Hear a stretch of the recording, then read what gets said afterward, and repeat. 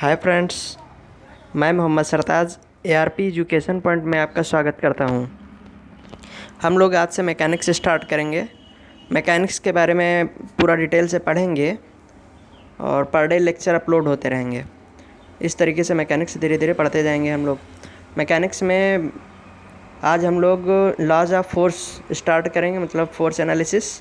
Introduction chapter बाद में हम लोग कर लेंगे, क्योंकि लॉज ऑफ फोर्स जो है मतलब फोर्स एनालिसिस, ये मैकेनिक्स का मेन चैप्टर है। मतलब इस हर चैप्टर में लॉज ऑफ फोर्स मतलब फोर्स का यूज़ हुआ है, इसीलिए हम लोग फोर्स एनालिसिस पे ज़्यादा फोकस करेंगे, इसको अच्छे से पढ़ेंगे। इसीलिए हम लोग लॉज ऑफ फोर्स पे आज से वर्क करना स्टार्ट कर देंगे। तो अब मैकेनिक्स स्टार्ट कर रहे हैं, तो बेसिकली मैकेनिक्स होता क्या है इसके बारे में जानकारी होनी चाहिए। तो मैकेनिक्स के बारे में जानकारी के लिए हम लोग मैकेनिक्स को जानते हैं फिर कि मैकेनिक्स होता क्या है। मैकेनिक्स इंजीनियरिंग की वह शाखा है जिसमें किसी दृढ़ पिंड मतलब रिजिड बॉडी पर कार्य करने वाले बल अथवा बल निकाय के प्रभाव का अध्ययन किया जाता है। तो इसमें अब हम लोग समझेंगे मैकेनिक्स के बारे में।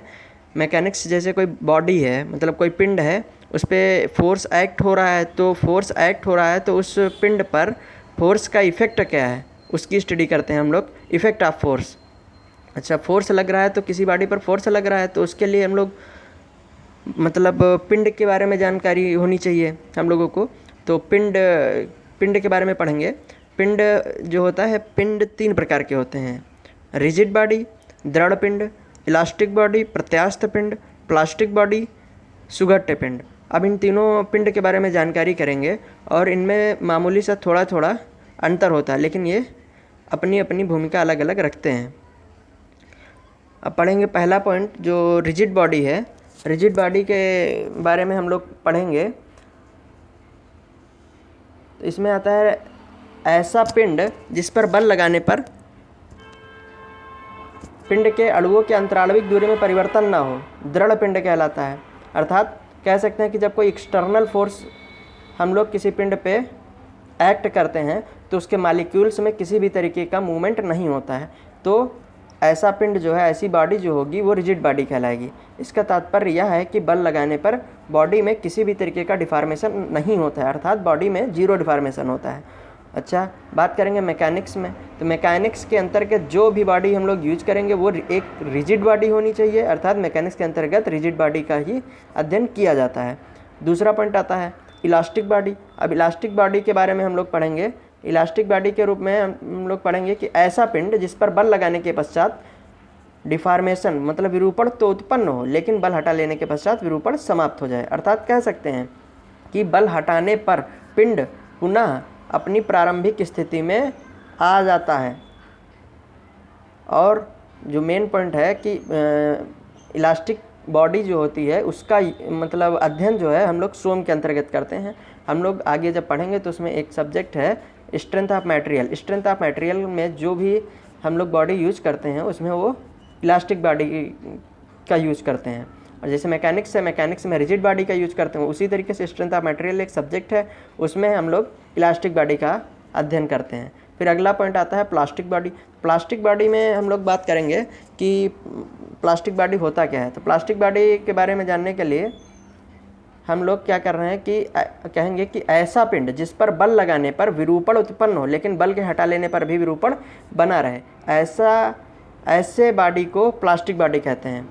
मतलब एक बार डिफॉर्मेशन तो हो लेकिन बल हटा लेने के बाद भी वो पूर्णतः डिफॉर्मेशन बना रहे, तो ऐसे बॉडी को प्लास्टिक बॉडी कहते हैं। और इसमें क्या होता है कि सोइल मैकेनिक्स के अंतर्गत हम लोग प्लास्टिक बॉडी का अध्ययन करते हैं। सोइल मैकेनिक्स के अंतर्गत हम लोग प्लास्टिक बॉडी का अध्ययन करते हैं।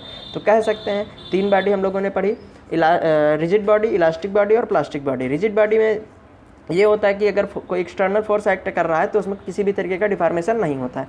इलास्टिक बॉडी जो होती है, इलास्टिक बॉडी के अंतर्गत अगर हम फोर्स बाहरी मतलब एक्सटर्नल फोर्स एक्ट कर रहे हैं बॉडी पे तो उसमें डिफॉर्मेशन तो होगा, लेकिन फोर्स हटा लेने के पश्चात डिफॉर्मेशन जीरो हो जाता है। मतलब फोर्स जब तक लगा रहेगा तब तक बॉडी में डिफॉर्मेशन होगा, फिर पुनः वो अपनी प्रारंभिक अवस्था में आ जाएगी, मतलब डिफॉर्मेशन हट जाएगा। और प्लास्टिक बॉडी जो होगी, प्लास्टिक बॉडी में क्या होगा कि फोर्स एक्ट करेगा तो डिफॉर्मेशन तो होगा, लेकिन डिफॉर्मेशन होने के बाद फिर फोर्स हटा भी लेंगे तो बॉडी में पूर्णतः डिफॉर्मेशन बना रहेगा। इस तरीके से तीनों में ये डिफरेंस होता है। और जो रिजिड बॉडी होती है, रिजिड बॉडी के अंतर्गत रिजिड बॉडी का यूज़ हम लोग मैकेनिक्स के अध्ययन में करते हैं, और सोम के अंतर्गत इलास्टिक बॉडी का अध्ययन करते हैं। प्लास्टिक बॉडी का जो यूज़ होता है के अंतर्गत, प्लास्टिक बॉडी का अध्ययन हम लोग सोयल मैकेनिक्स के अंतर्गत करते हैं। तो इस तरीके से तीनों बॉडी के बारे में हम लोग जान लिए। अब आगे आते हैं, फोर्स एनालिसिस के बारे में पढ़ रहे हैं तो हम लोग को फोर्स के बारे में डीपली पता होना चाहिए। तो हम लोग आज बेसिक सारे पॉइंट पढ़ेंगे, फिर चैप्टर वाइज ये सारे चैप्टर हैं वो फिर हम लोग डिटेल में पढ़ेंगे। तो इस तरीके से फोर्स के बारे में बात कर रहे हैं। तो फोर्स होता क्या है उसके बारे में जानेंगे। फोर्स बल वह बाह्य कारक है जो किसी पिंड की स्थिति में परिवर्तन कर देता है या तो परिवर्तन करने का प्रयास करता है। अर्थात कह सकते हो कि फोर्स एक ऐसा एक्सटर्नल फोर्स है जो किसी पिंड की स्थिति में या तो परिवर्तन कर देता है या परिवर्तन करने का प्रयत्न करता है, प्रयास करता है। अब फोर्स है तो किसी बॉडी पे फोर्स एक्ट हो रहा है, तो उसके लिए हमको जानने के लिए कि कोई फोर्स किस नेचर का है, तो उसको जानने के लिए हमको कौन कौन सी जानकारी होनी चाहिए।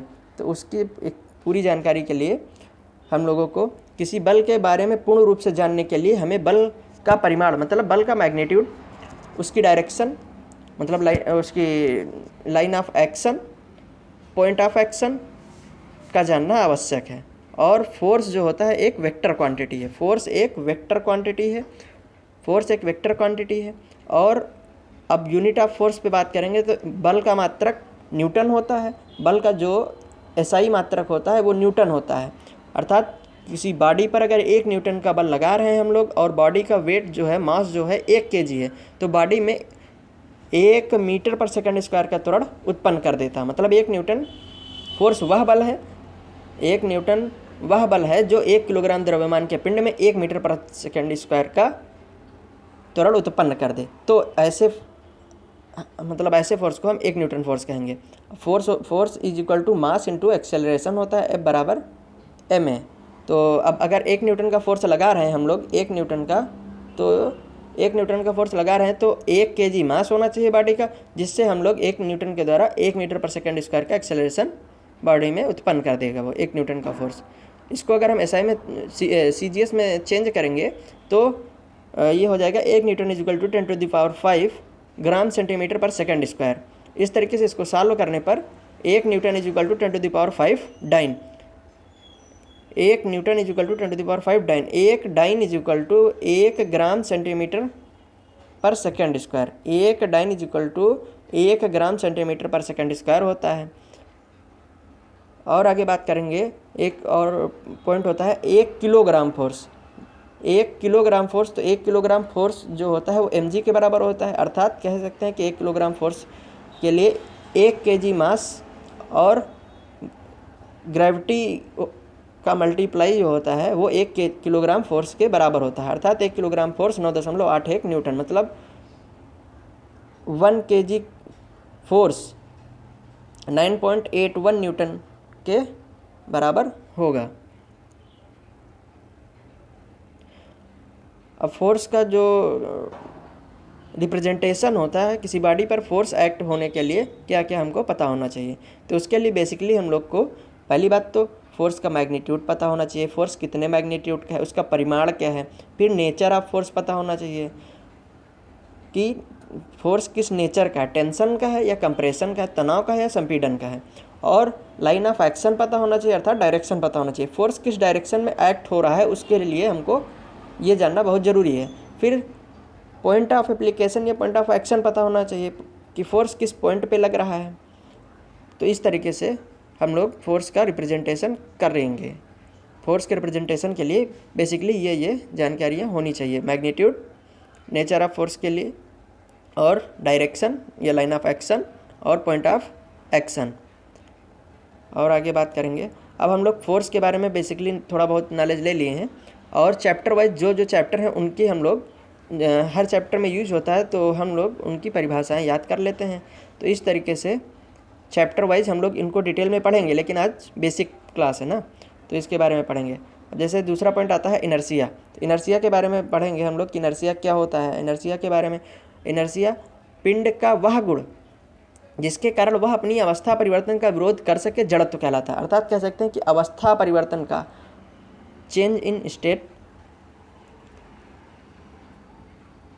जड़त्व कहलाता है उस बॉडी का। तो और अगला पॉइंट आता है मोमेंट। मोमेंट के बारे में जानेंगे। बल द्वारा किसी पिंड को घुमाने की प्रवृत्ति को आघूर्ण कहते हैं। बल द्वारा किसी पिंड को घुमाने की प्रवृत्ति को आघूर्ण कहते हैं। अब यहाँ पे एक फिगर दिया हुआ है, फिगर से हम लोग अच्छा जान पाएंगे। इसमें एक लाइन ऑफ एक्शन है जिसपे फोर्स F लगा हुआ है। इस फोर्स F के लाइन ऑफ एक्शन से स्मॉल d डिस्टेंस ऊपर कोई पॉइंट O है जो दिख रहा है, जो दिखा, और इस लाइन ऑफ एक्शन से d डैश दूरी नीचे एक पॉइंट O डैश है। तो इस तरीके से ये दो पॉइंट हैं, और अब पॉइंट O के परिता अगर हम आघूर्ण लेंगे फोर्स F का पॉइंट O के परिता आघूर्ण अगर लेंगे तो MO = magnitude of force into बल F की क्रिया रेखा से बिंदु O की लंबवत दूरी। अर्थात कह सकते हैं फोर्स F की लाइन ऑफ एक्शन से परपेंडिकुलर डिस्टेंस बिटवीन पॉइंट। तो यहाँ पे MO = FD जो दिख रहा है कि लाइन ऑफ एक्शन पे फोर्स F लग रहा है, तो ये फोर्स F और पॉइंट O के परिता अगर आघूर्ण ले रहे हैं हम लोग तो उसकी परपेंडिकुलर डिस्टेंस पॉइंट की, तो स्मॉल d है। इन दोनों का मल्टीप्लाई जो होगा वो मोमेंट कहलाएगा, आघूर्ण कहलाएगा। और ये किस डायरेक्शन में है? ये एंटी क्लॉकवाइज डायरेक्शन में है।